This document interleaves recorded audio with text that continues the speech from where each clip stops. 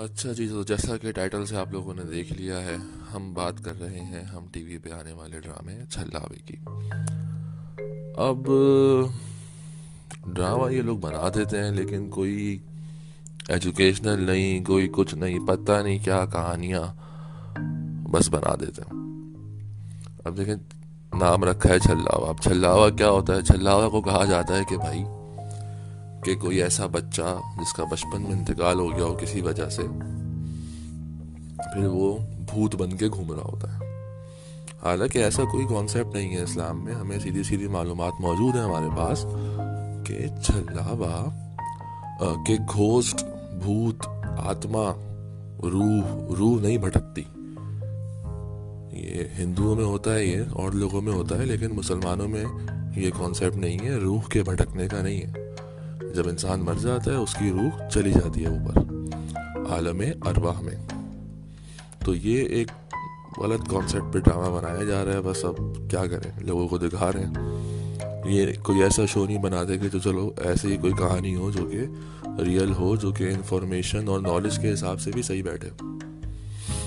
खैर, तो इस पे मज़ीद बात करते हैं कि हमारे यहाँ रूह नहीं भटकती, हाँ, लेकिन जिन्नात होते हैं। जिस तरह हमारी दुनिया है, हम इंसान हैं, हमारे बच्चे होते हैं, हमारे पास अपने जानवर हैं, गाय, बकरी, घोड़े, वैसे ही जिन्नात की दुनिया भी मौजूद है। ठीक है ना? उनके भी बच्चे होते हैं, बहुत सारे होते हैं। तो उनके कुछ बच्चे जिन वो भी तंग करते हैं कभी कभार। मतलब आम तौर पर तो तंग नहीं करते, उनको अलाउ नहीं है, मतलब वो कर सकते हैं लेकिन बिला वजह तंग करते नहीं। उनकी अपनी दुनिया है, उनकी अपनी डायमेंशन है। हम 3 डायमेंशन के लोग हैं, वो 4th में रहते होंगे शायद, उनको आप अलग डायमेंशन समझ रहे हैं। वहाँ उनके जानवर भी हैं, उनका सब कुछ है। अच्छा, जानवर वाली बात मैं क्यों कह रहा हूँ, एक तो ये मतलब वाज़े हदीसों में तो शायद नहीं है ऐसा, लेकिन जो उलमा का नाम है वो ऐसा कहते हैं कि उन्होंने एक्सपीरियंस किया है, उनकी नॉलेज के मुताबिक होता है। खैर, अच्छा, उसकी दूसरी मिसाल ये मिलती है कि अच्छा, ये सिर्फ और ये भी नहीं, हाँ, तो ये बात पूरी कर लेते हैं पहले कि भाई सिर्फ जिन्नात होते हैं, वो तंग करते हैं दूसरी तीसरी शक्ल में, कभी बच्चे की सूरत में, कभी बड़े की सूरत में। हमने उनके अलग अलग नाम रखे हुए हैं, लेकिन जिनका हकीकत से ताल्लुक़ नहीं है। ख़ासतौर पर ये रूह वाली बात, जो कि क्रिश्चियंस में भी हमें मिलता है, हॉलीवुड की फिल्मों में और इंडियन कहानियों में भी, कि आत्माएं भटकती हैं। ऐसा नहीं होता। जो हमारी रूह है वो चली जाती है फिर, और वो आलम अरवा में होती है और वहीं रहती है, वहाँ से वापस नहीं आती है। वो क़यामत तक वहीं रहेगी, और फिर जब क़यामत का दिन आएगा तो फिर उसके साथ क्या होगा वो फिर अलग टॉपिक है।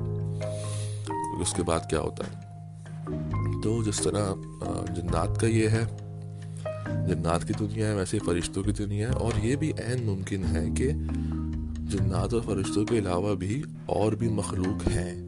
उसका थोड़ा सा हिंट हमें मिलता रहता है, हमें मिला है वाक़यात में, जैसे कि हुज़ूर सल्लल्लाहु अलैहि वसल्लम के मेराज के वाक़े में, कि भाई मेराज के वाक़े में जो बुराक आया था, तो हम ये समझते थे बचपन से कि बुराक भी शायद जन्नत से आया था।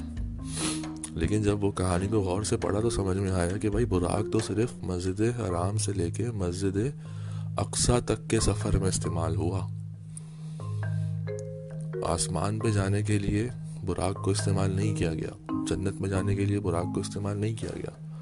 हज़रत जिब्राइल के साथ गए थे। तो इसका मतलब बुराक भी इसी दुनिया की मखलूक है यही दुनिया, लेकिन डायमेंशन अलग होगी उसकी बेशक। ठीक है ना? तो बस हमें ये छल्लावा देखा तो उसके हिसाब से बात करनी थी, वो मैंने कर ली।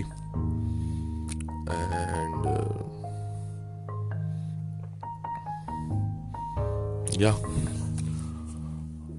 बस एटलीस्ट बात यह है कि भाई ड्रामा बनाओ तो इन्फॉर्मेशन तो सही सही दो ना यार। कुछ ऐसे अच्छे टॉपिक पे बना लो जिसमें बात भी सही की जाए।